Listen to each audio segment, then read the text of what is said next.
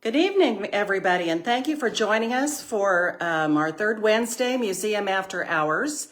And tonight we're going to have Emma Kreitz talking with us about the history of the Christmas pageant. We know that there is another holiday coming up, and we are not overlooking Thanksgiving, but we know that the kids are practicing for the pageant already, and we wanted to do this ahead of time. I would guess some of you already have your Christmas tree up, and some of you probably are playing Christmas music, and so we thought this would be a good time to talk about the Christmas pageant. All right, Emma. Okay. Before I begin the real history, there was a funny story from the very beginning of the pageant that I want to read to you. It was written by Alice Knickerbocker. It was a brand new idea, the Christmas pageant. It would be the gift of the school children to Fredonia. Tonight, at last, the big night had arrived. Some of the older boys had scoffed when asked to play the parts of the wise men, but had finally agreed to don the bright robes and carry the little pots of myrrh across the stage while they sang a verse of We Three Kings. This was the night, but where were the boys? Angel wings were being adjusted, curls tucked in or pulled out. Bearded Joseph and Herod and other young actors and actresses were taking their places in the wings. But where were the boys? It finally became evident that they had not intended to show. Superintendent Wilson frantically searched out the college crowd for the holidays and pled with Bill Dunham, Speed Edmondson, and Foster Davis to help him out. They agreed to try, though none knew the song. So hurried verses were dashed off to be placed in the little pots, that they might have the words in front of them. Now Foster had a serious eye problem and wore large tortoise-rimmed spectacles. So it was thought best he remove these, as, without a doubt, they had not been in biblical times. He would be the last of the three to enter, that he might be able to follow the others across the stage, since they could not see well. He could not see well. But alas, as the kings began their journey, the lights were turned low, and only the Christmas star shone in light to light their way. The poor singers could not now read the words, and poor Foster became lost and began groping for his companions, dangerously close to the front of the stage, whispering all the while in large tones, "Where are you guys? Where are you guys?" He was rescued just before going over the edge, and since by this time the audience was in hysterics, the first pageant broke up in pandemonium.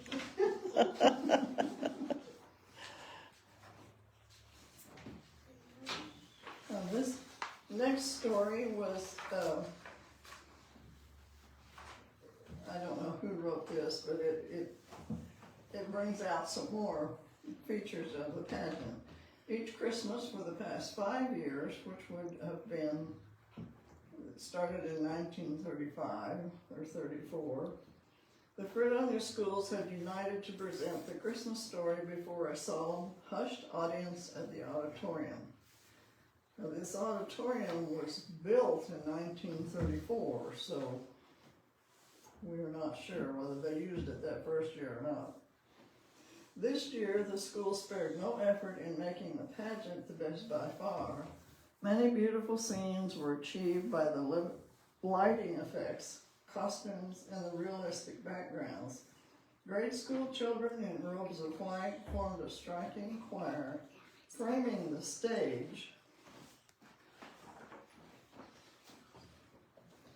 where the angel visited Mary, and the shepherds watched their sheep. This is another of the robed choir as they were coming in.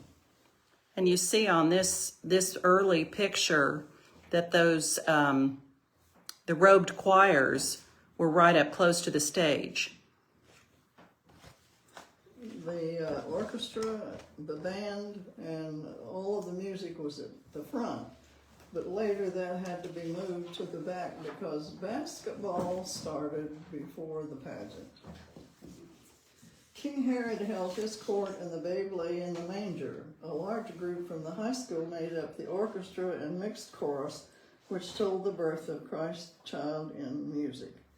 Mary and Joseph were portrayed by Betty Fulgham and Joseph Stryker, who played the same parts the next year in 1937. King Herod was played by Sam Shelby, the innkeeper was Armour Porter, and the herald was Harry Bateman. Now that's not the Bateman family that Ralph Bateman later became principal of two of the schools.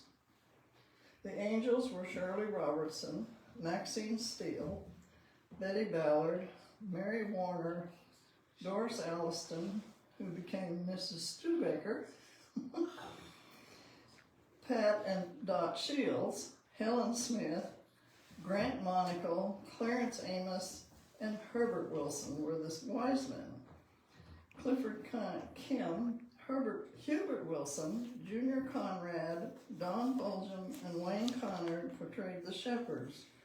People at the inn were Margaret Young, Kenneth Miller, Richard Stryker, William Engel, Russell Hinkle, Corwin Smith, Marie Stewart, Barbara Youngmeyer, Charles Butyn, Alma Baker, Oscar Stone, Lorraine Wells, James McGregor, and Ruth Bunch. The Roman soldiers were portrayed by Charles Nance and Paul Maxwell. Now for the nitty-gritty. This is another scene with every bit of the music up front.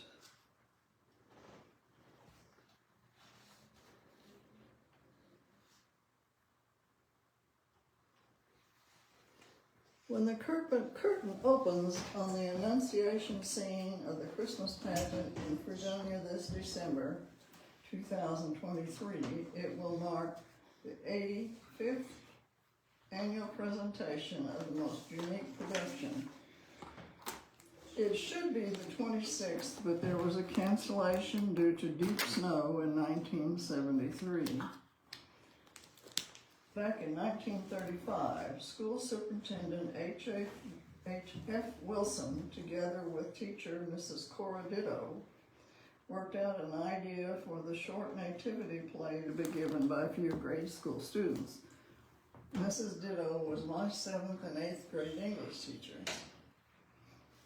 Today, far from being the usual makeshift Christmas program, the Fredonia pageant is near professional in all phases: stage settings, costumes, lighting, dialogue, and music.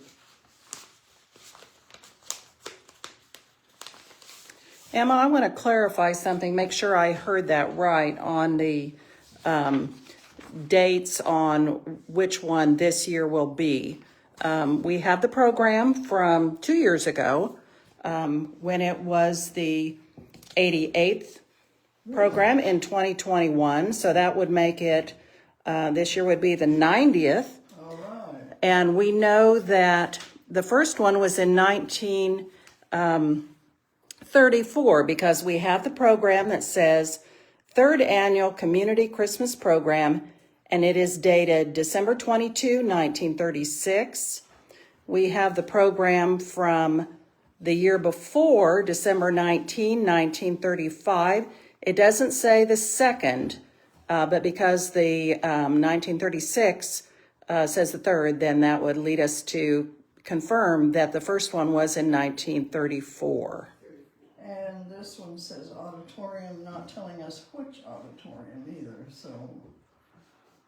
So the location isn't yeah, we would have to go to the Wilson County Citizen accounts and the Fredonia Herald accounts to confirm that information.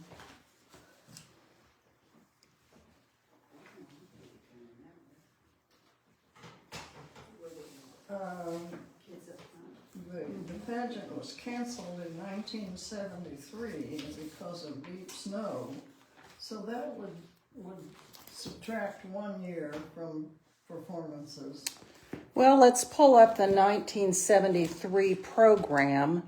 There was a program Yes. that was printed, so I think they went from They just kept on the count. That was the 40th in that year, in 73. And then in 74, they counted it as the 41st. And somewhere in the 70s, a bomb scare caused the cancellation of the program midstream. Everybody was asked to file out quietly, and pageant ended right then. And there were many disappointed students who didn't get to be the angels in the closing scene. King Herod. We're not quite sure on the date, and maybe somebody can chime in on our Facebook page or someone who's watching here. Emma thinks that was in the 70s. I kind of think it was perhaps in the early 80s, but I'm sure there's somebody that knows exactly because it directly affected them.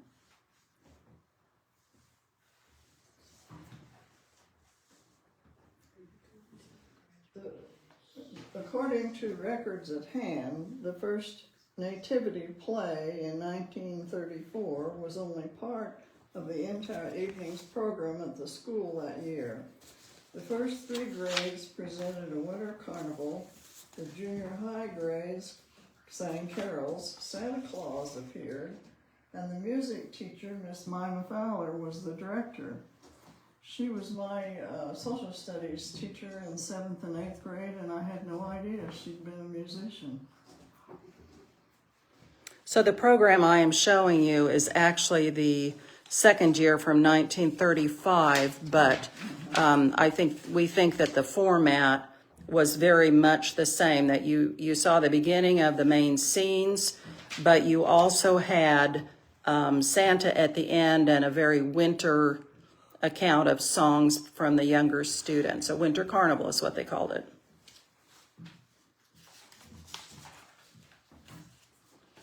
That same year, the Fredonia Little Theater Guild presented a Christmas play called The Star Gleams in the brand new auditorium. In this performance, Joseph was played by Frances Cunningham, married by Ruth Kuhn, who later became Mrs. Cunningham. The shepherds were Bill Dunham, Warren Edmondson, and Foster Davis. An adult choir under the direction of Fred Rettig provided the music. It was not until 1938 that the first all-religious, all-school pageant was given with Mrs. Ditto's script and scenes. However, for several years more, until 1949, Fredonia's adult musicians assisted. Among them, Bill Dunham, Irene Aiken, Fay Beale, Fred Rettig, Helen Lutz, who became Mrs. Dunham, and was then secretary to Superintendent Wilson, and she was the pianist. Each year it has grown in size, in beauty, and in meaning. Now today, the pageant cast includes nearly 1,000 students. I'm not sure that it's that many anymore, but it was. Not nearly. And all are proud to be part of it. The verse-speaking choir, choral groups, brass choir, and especially the pageant itself. To be chosen to portray Mary or Joseph or Herod the King was coveted honor. And many a little girl has shed tears over the chance to be in the tableau of the angels, which increased from about 10. Here's an early picture. And you may have an earlier one there. And there's 1920, there are 20 of them now. Here I have a picture of the primary grades in the back, and they were the only ones in the back while the white robe choirs were up front. Some angels, about 10. And the colored one of 20.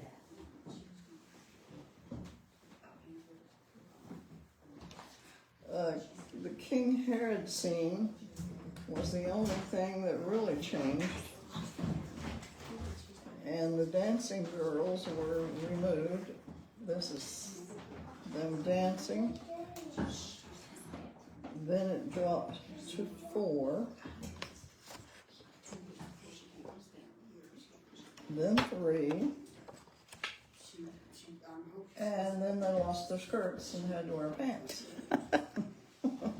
It's never good when the dancing girls lose their skirts. Each year, it is the same beautiful, never-to-be-forgotten experience, bringing to Fredonians for a brief while something apart from the jangle and the tinsel of a hectic outside world. Once again, the brass choir will strike up the processional O Come All Ye Faithful. From then on, the doors of the auditorium will be closed, with no interruptions, no applause, only the smooth flow of the story, the songs, the 6 beautiful scenes, until the horns announce joy to the world. And so the Fredonia tradition goes on, thanks to the vision of the teachers and the dedicated labors of those who followed. In 1992, the first, I can't read my own writing. The first year of the first year the pageant was sponsored by the Lions, Optimist, and Rotary Club after the ACLU threatened to shut it down. And that concludes what I know. Thank you, Emma. And to those watching tonight and later on, I want to share with you that we have a large collection of the majority of the programs, but we are missing a few and are asking for your help in locating those. Of course, we don't have a program for the first year, 1934. We are missing 1937, 1950, 1986, 2016, and also last year, 2022. So if you have any of those years, if you would bring them into the museum, we would love to add them to our collection so that we have a complete collection. I would also share with you that I'm excited to say that our website now has all of the programs that we have scanned. So if you went to school here and you want to know who else was in the pageant the year that you were in there, just look up by particular year. There's a section on our website that says history, and you'll find a page for the Fredonia Christmas pageant. I would also take this opportunity to remind you that we have a scavenger hunt going on right now. And you can pick up these scavenger hunt forms here at the museum. You can download them from our Facebook page. This year we are featuring the businesses that are around the square, but not only around the square. And we want you to drive around Fredonia, see those places of business where you can stop and shop and identify the businesses by a letter from their sign. So we think that'll be a lot of fun. And some of you may want to do that with your family over Thanksgiving vacation. If you have visitors that are enjoying some time with you, that might be a fun thing to do. So there's always something happening here at the museum, and we're glad that you are a part of it. Thank you, Emma, for your information. And our next third Wednesday Museum After Hours will actually fall the night before the Christmas pageant. And we will be sharing some of the Christmas memories, the narratives from long ago. And some of those are really great stories. And I'm looking forward to sharing those with you. So enjoy the rest of your evening. Thank you.